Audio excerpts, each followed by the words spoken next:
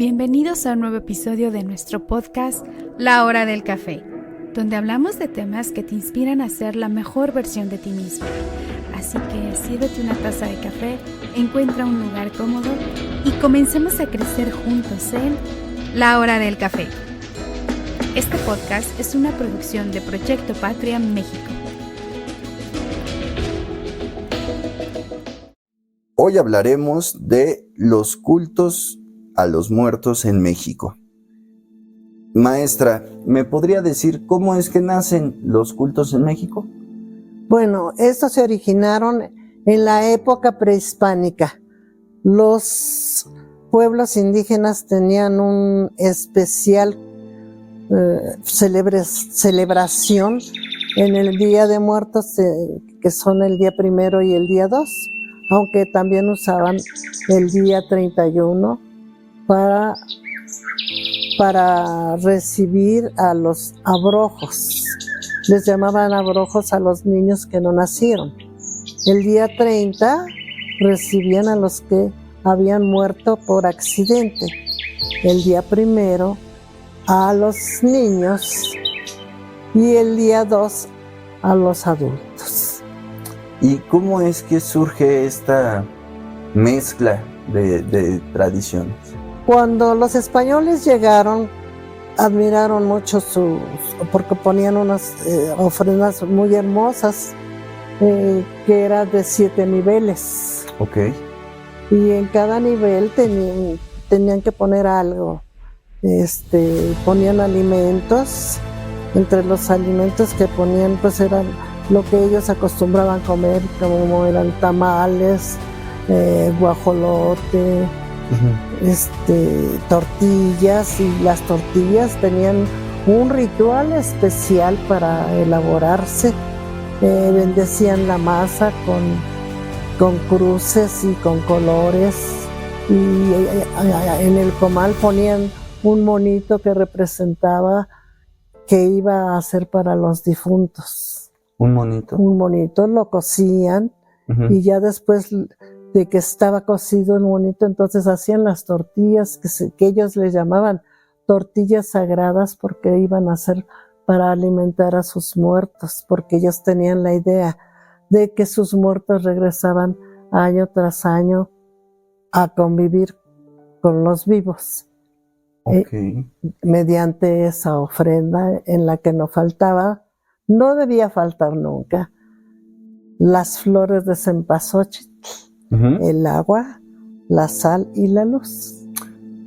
Posteriormente, al mezclarse las razas con los aztecas y los españoles, o todos los prehispánicos con los españoles, entonces pues se sufrió modificaciones de esa ofrenda, y entonces ahora se usa el Cristo como en el 7º nivel, como la figura principal de la ofrenda, y también ahora se agregan retratos, y también hay alimentos, bebidas y dulces. Entre los dulces que más se acostumbran son los dulces de leche y la calabaza en tacha.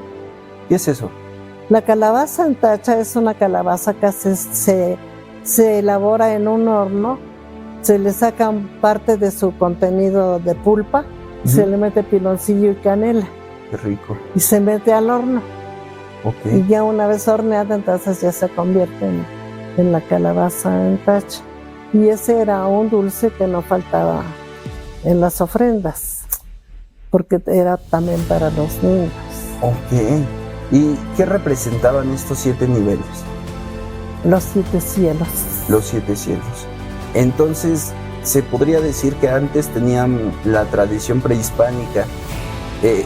Bueno, esto viene a colación directamente con lo que son los alebrijes, que básicamente fungían como estos guardianes o estos acompañantes que te llevaban camino al Mictlán, que era el lugar de los muertos, la tierra de los muertos, ¿no? Mictlán, okay. Porque todas las palabras náhuatl son graves. Ok.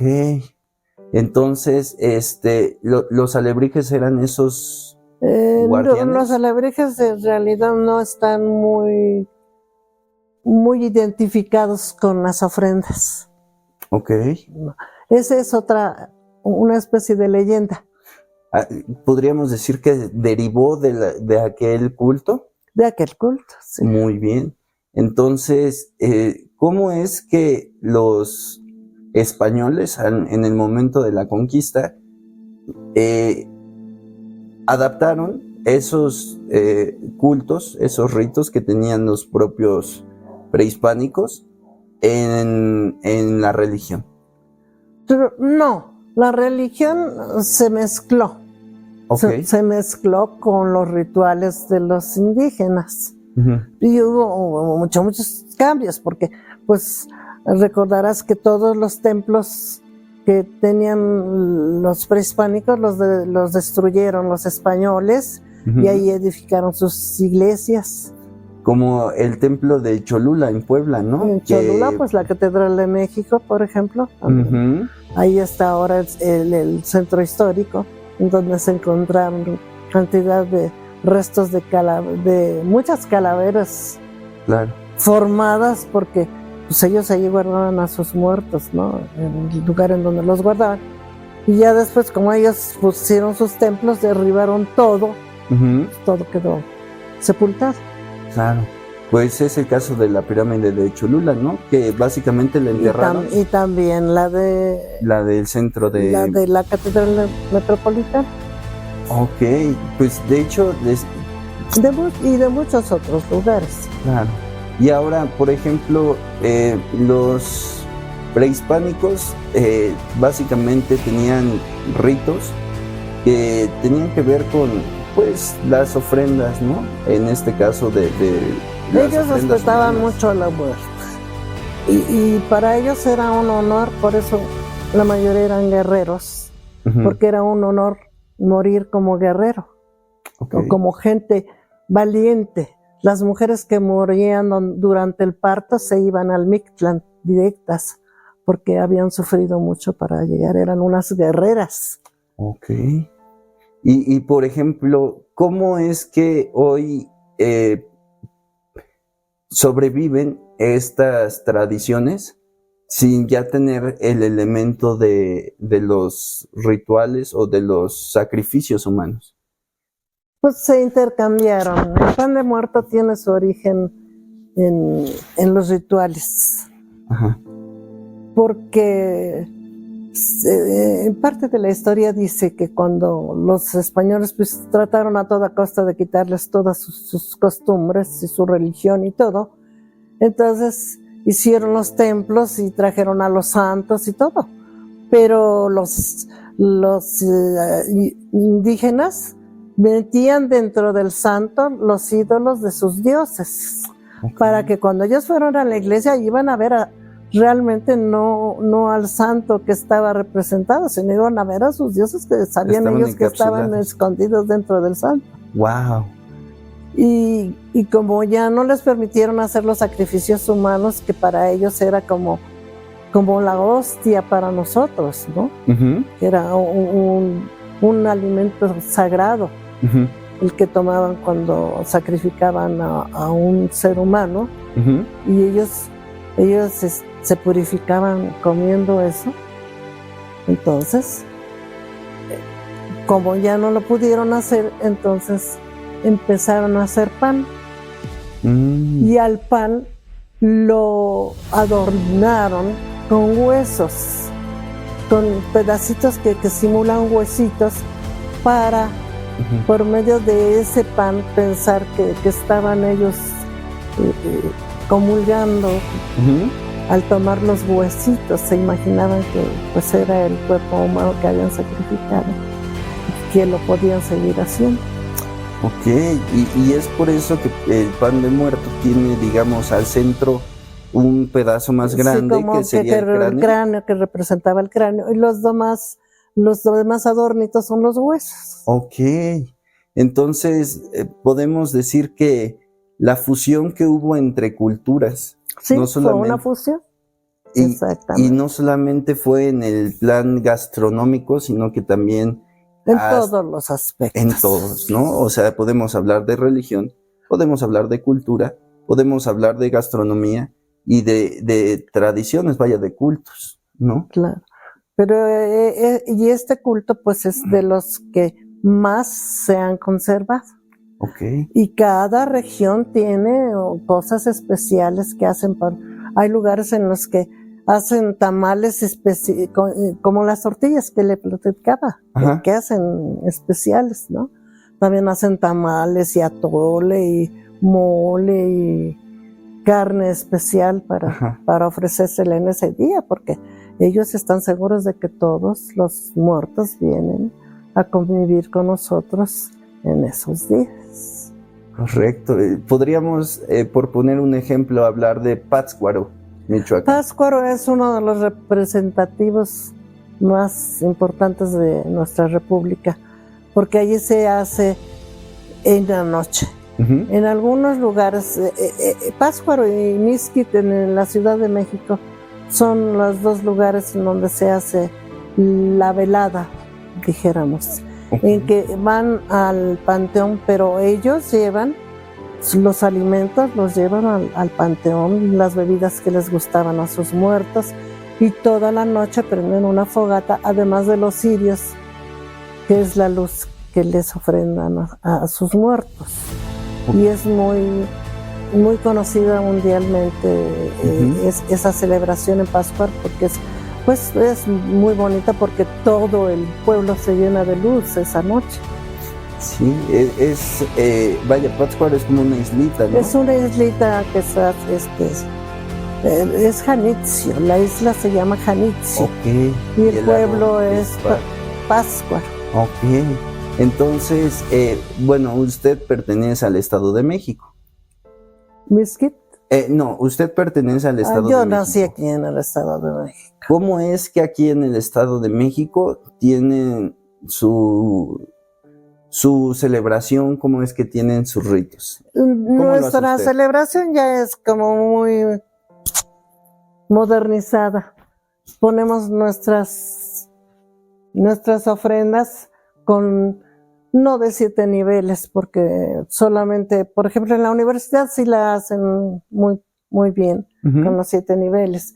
Pero en las casas, en todas las casas de toda la República, en este día hay una ofrenda. Según las posibilidades económicas, cada cual puede poner su ofrenda, pero todos la ponen. Ok. Ahorran para comprar sus flores. Nadie se puede quedar sin flores en las tumbas en este día. Y la gente que no tiene mucho dinero, todo el año ahorra para que ese día tenga para comprar sus flores. Qué bonito. Y llevar su luz. La luz nunca les falta. En este caso, pues sus seres queridos, usted los representamos con los retratos. Ponemos los retratos de todos nuestros seres queridos que ya se fueron.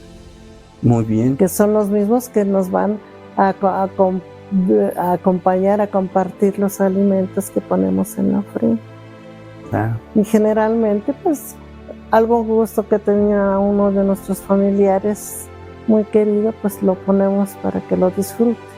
Por ejemplo, en el caso de sus difuntos, ¿qué les pone usted para rememorarlos? ¿Qué es lo que les pone que sabe que les No gusta? me gusta ponerles cigarros, por ejemplo, porque mi esposa fumaba mucho y fue lo que se lo llevó. Entonces, no me agrada ponerles cigarros nunca.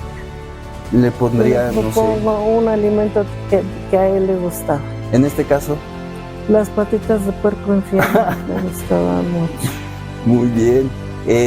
Y se les puede poner, no sé, mole, tamales, atole, todo lo que uno quiera y que sabe. A los niños se les pone su chocolate con pan. Ok. Hoy.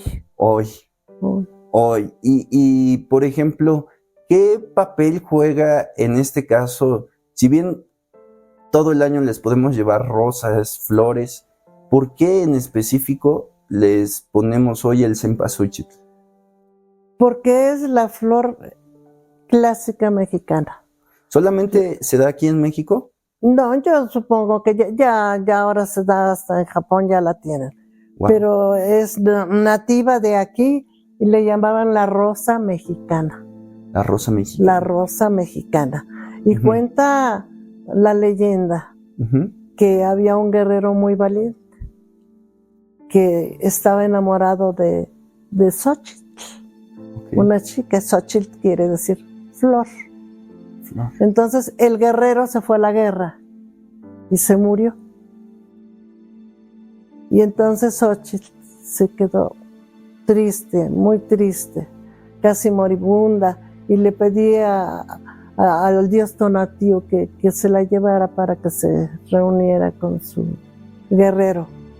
Y entonces Tonatiuh, en un acto de amor, convirtió al guerrero en un colibrí.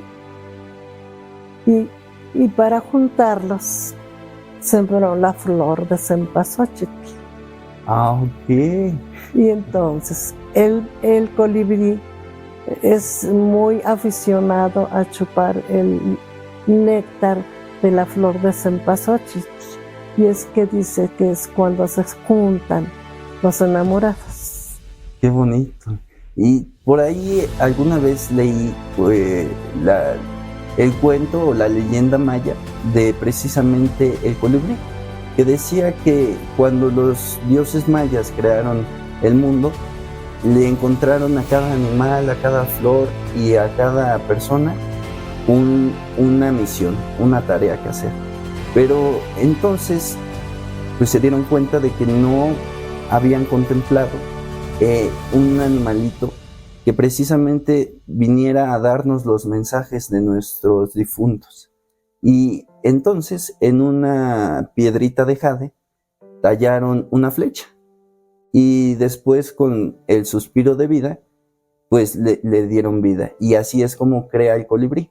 Entonces el colibrí es el encargado de llevar los mensajes de nuestros muertos a nosotros. Es por eso que dicen que cuando veas un colibrí es porque tal vez te está llegando un mensaje.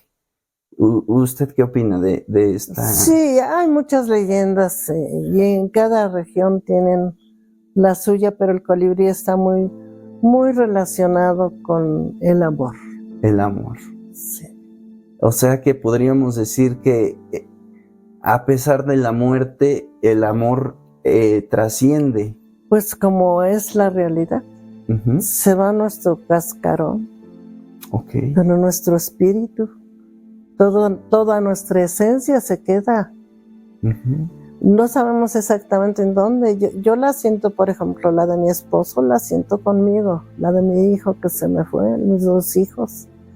Yo siempre siento que están conmigo, aunque sus cenizas estén en la tumba. Ah. Vuelven, pues ahora sí que a la tierra. Es lo maravilloso de la tierra. Sí. Ella nos crea y después nos recibe igual con los brazos abiertos para fundirnos con ella y seguir viviendo. Y esto me lleva a otra tradición que, si bien no es muy conocida, por lo menos usted y su familia sí la practican, que tiene que ver que cada vez que llega un nuevo miembro a su familia, sembramos un árbol. Ok, entonces, ¿cómo es que esta tradición trasciende la muerte? Pues yo diría que en el árbol está representado nuestro ser humano, entonces lo sentimos siempre muy presentes, ¿no? Claro. Y este árbol, mira nomás cuántas ciruelos dio, por ejemplo, este año, ¿no? Uh-huh. Es que nuestro muerto está muy feliz en donde se encuentra. Está muy vivo. Y nos convida de su dulzura, de su bienestar. Claro. Entonces, en este jardín, podríamos, no sé, tal vez encontrar el árbol de su padre, de sus hijos, de su esposo. No, él plantó todos los que están en el lago. Okay. Bueno, sí, él plantó todos los que están en el lago, pero todos. Uh-huh. Entonces, pues para mí en todos los árboles lo veo. Y acá adentro sí tengo uno para cada uno de mis hijos y uno para cada uno de mis nietos también. Qué bonita tradición. Entonces, ¿cuál podría decirnos que es su conclusión acerca del Día de Muertos? Pienso que es una oportunidad para que los que están alejados de sus seres queridos se reconcilien y los recuerden con el amor que los debemos recordar. Por ejemplo, yo los tengo presentes, le digo, todo el tiempo, pero pues esta es una fecha específica para recordarlos y convivir con ellos. Y por último, ¿cómo tiene que ver, o más bien, qué tiene que ver el camino que muchas veces se hace con los pétalos de esta florecilla? Pues se dice que los pétalos del cempasúchil, por su olor, guían a nuestros muertos para que sigan la senda que debe llevarlos hasta la casa, porque tiene un olor muy especial. Ahora, como han hecho tantas combinaciones de plantas, por ejemplo, los japoneses siembran uno muy semejante, pero no es él, porque no tiene olor. Okay. Y el cempasúchil de nosotros tiene olor, pero se dice que el olor era el que guiaba los pétalos de rosa, o de la rosa mexicana, pues se hacían los caminos para que ellos llegaran a la casa, no se perdieran y el olor los iba guiando. Es como lo describen en la película de Coco. Así, por eso hicieron así la película, porque en la leyenda también se dice que los pétalos del cempasúchil eran quienes guiaban a los muertos hasta sus casas. ¿Y cuál sería el mensaje a sus muertos?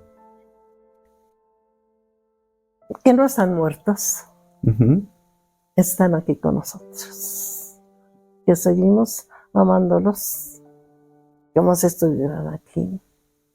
Los recordamos a diario y tratamos de honrarlos portándonos de la mejor manera. Claramente. Pues muy bonito pensamiento y pues ahí está el mensaje. Entonces hay que celebrarlos. Hay que tener culto a los muertos porque se lo ganaron. Exacto. Y solamente los vivos lo pueden hacer, ¿no cree? Gracias. Le agradezco mucho. Buenas tardes. Te invitamos a compartir este episodio. Esto nos ayuda a que nuestro podcast siga creciendo. Visita nuestra página web en www.patriamx.org. Hasta la próxima.